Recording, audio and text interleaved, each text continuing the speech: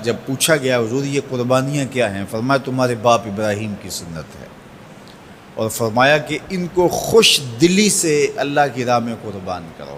قیامت کے دن یہ اپنے بالوں کے ساتھ، اپنے سینگوں کے ساتھ اور اپنے کھروں کے ساتھ آئیں گے، اور یہ بھی ارشاد فرمایا کہ کل پل صراط پر یہ سواریاں بن کے تمہیں پل صراط سے پار لگائیں گے۔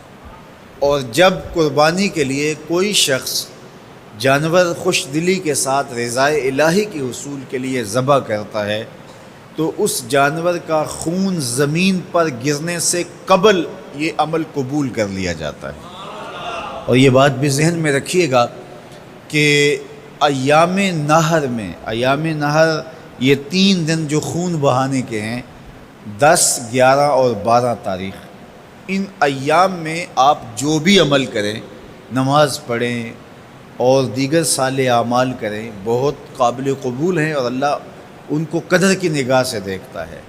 لیکن ان ایام میں جو سب سے زیادہ اللہ کو محبوب عمل ہے وہ راہ خدا میں خون بہانا ہے، قربانی پیش کرنا ہے۔ تو قربانی کا کوئی اور متبادل نہیں ہو سکتا۔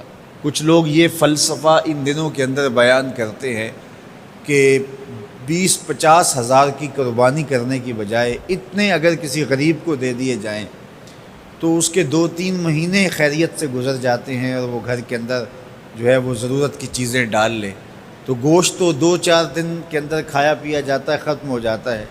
لیکن اگر اتنے پیسے کسی غریب کے گھر دے دیے جائے تو یہ اچھی بات ہے۔ تو اسلام کب اس عمل سے روکتا ہے؟ غریب کی مدد کیجیے، صرف عید کے دن ہی نہیں، مینڈے کی جگہ ہی نہیں، بلکہ اسلام تو راہ خدا میں جانور ذبح کر کے اسی جذبے کو بیدار کرنا چاہتا ہے کہ تمہیں گوشت کی ضرورت بھی نہیں تھی، پھر بھی تم نے ذبح کر دیا، تو جہاں ضرورت ہوگی اور تمہاری ہمسائیگی میں، تمہارے اطراف میں جب کوئی غریب ہوگا تو پھر تم اس کے لیے ذبح کیوں نہیں کرو گے؟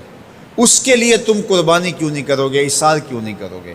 یہاں تو پھر بھی ہم گوشت خود کھا لیتے ہیں یا غرباء میں بانٹ دیتے ہیں، لیکن منا کی وادی میں جہاں لاکھوں قربانیاں پیش کی جاتی ہیں، وہاں تو جانور کاٹ کے اس کو ذبح کر کے بس چھوڑ دیا، اس کے گوشت سے غرض ہی نہیں ہوتی۔ زیادہ تر حجاج ایسے ہوتے ہیں جن کو یہ بتا دیا جاتا ہے کہ تمہاری قربانی کر دی گئی ہے، اور وہ فون کال کے انتظار میں یا حکومت وقت کی جانب سے دیے گئے وقت کے بعد حلق کروا دیتے ہیں۔ تو انہوں نے نہ اپنا جانور دیکھا ہوتا ہے، نہ اس کو ذبح ہوتے دیکھتے ہیں، تو صرف انہیں ٹائم بتلا دیا جاتا ہے یا ان کو کال کر دی جاتی ہے تو یہ ان کے لیے کافی ہوتا ہے۔ تو وہاں تو گوشت کھانا بھی مقصود نہیں، تو صرف اللہ کی رضا کے لیے جانور ذبح کرنا۔ تو جب رضائے الہی کے لیے جانور ذبح کرنے کا جذبہ پیدا کر کے تمہیں راہ خدا میں خرچ کرنے کی ترغیب دی جاتی ہے تو پھر تم پورا سال خرچ کرو گے، تمہارے لیے کوئی مشکل اور کوئی مشقت نہیں ہوگی۔ لیکن اگر تم جو ہے وہ اس جذبہ خیر سے نور حاصل نہیں کرو گے تو پھر تمہیں یہ دولت نصیب نہیں ہوگی۔ تو سب سے افضل عمل ان 3 ایام کے اندر جو بتایا گیا وہ یہی ہے کہ راہ خدا کے اندر خون بہانا ہے۔ اللہ کے محبوب علیہ الصلوۃ والسلام کی خدمت میں جو ہے وہ مینڈے لائے گئے جو چتکبرے تھے، اور حضور علیہ الصلوۃ والسلام نے اپنے مبارک ہاتھ سے ان کو ذبح کیا۔ تو عید قرباں یہ ایثار کی عید ہے، یہ قربانی کی عید ہے، اور اسلام ہمیں قربانی سکھاتا ہے۔ اسلام لمحہ لمحہ قربانی ہے، ایک ایک ساعت اسلام قربانی کا نام ہے، اور ہمیں درس زندگی یہی دیا جاتا ہے کہ ہم قربانی سے اپنی زندگی کو عبارت کریں۔